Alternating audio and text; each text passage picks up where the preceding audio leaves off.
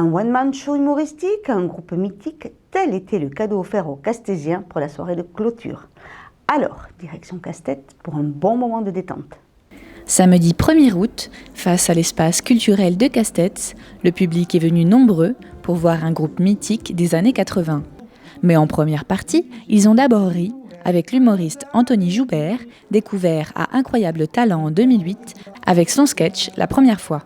Ça a été un grand bonheur et ça rentrait comme dans l'histoire. Alors, d'abord, le sketch sur La Première fois, il date de 2008, c'était à la France, un incroyable talent. Et j'ai mis, on va dire, ce personnage de l'amour sur scène avec une chanson débile, croyant faire rire mes potes.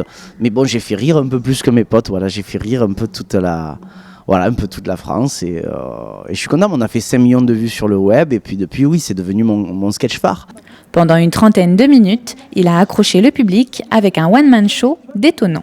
C'est l'histoire d'un jeune que son père met dehors, que sa copine quitte parce qu'il veut devenir humoriste. Je monte jusqu'à Paris. Je rencontre un producteur qui, je pense, va me faire percer. Finalement, c'est tout le contraire. Je fais des plans galères. Mais ça fait partie de la vie, quoi. Je pense que ce soir, ça risque d'être compliqué aussi parce que les gens ne viennent pas me voir forcément. Donc je me dis à quoi je vais m'attendre. Mais c'est ça aussi le côté excitant du truc. On ne sait pas à quoi s'attendre. Avant toute chose, mon spectacle... je pense que la phrase de mon spectacle, c'est aller au bout de vos rêves. Voilà. Je pense qu'on n'a qu'une vie. Si on ne fait pas les choses qu'on aime, qu'est-ce qu'on fait, quoi ? On va s'emmerder, quoi, toute notre vie. Et puis on va mourir sans avoir profité. J'ai envie de vivre de ce que j'aime, vivre de ma passion, et tant que possible, quoi. Profiter de la vie en vivant sa passion. Depuis 50 ans, ce groupe français régale le public avec ses titres phares. Aurez-vous deviné ? Oui, les Gold. Gold, le groupe Gold. Oui, Gold. Alors, il y a Capitaine abandonné, plus près des étoiles, après il y a quoi Calicoba. Ville de Lumière, par exemple. On adore. Oui, c'est culte, oui, c'est les années 80, c'est nos générations, on va dire.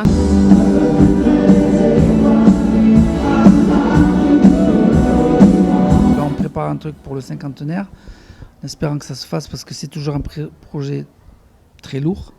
C'est qu'on va faire un album pour le cinquantenaire, ou en tout cas une tournée, ça c'est sûr. On a pas mal de chansons, je pense que ce sera les chansons que tout le monde connaît, bien entendu, de la période, c'est-à-dire grosso modo de 84 à 90 de succès. On a essayé des tas de trucs. Là, on est motivé, on a des chansons. On fait nos principaux tubes, on fait 2 ou 3 trucs un peu moins tubes, et on fait un medley de Rock Collection de Woolsey, mais à notre sauce à nous, en mettant d'autres reprises un peu différentes qui situent quand même le groupe, ce qu'a été le groupe avant de composer. Parce qu'on était un groupe qui était assez rock quand même, quoi. Rock anglais. On s'est remis à travailler, on a eu envie vraiment de jouer live à fond, et franchement on s'éclate, mais vraiment, quoi. Même si c'est pas toujours reconnu, parce que les gens quelquefois ils font pas la différence entre le playback et le live, mais d'une manière générale quand même ils y sont sensibles, on le sent vraiment, quoi.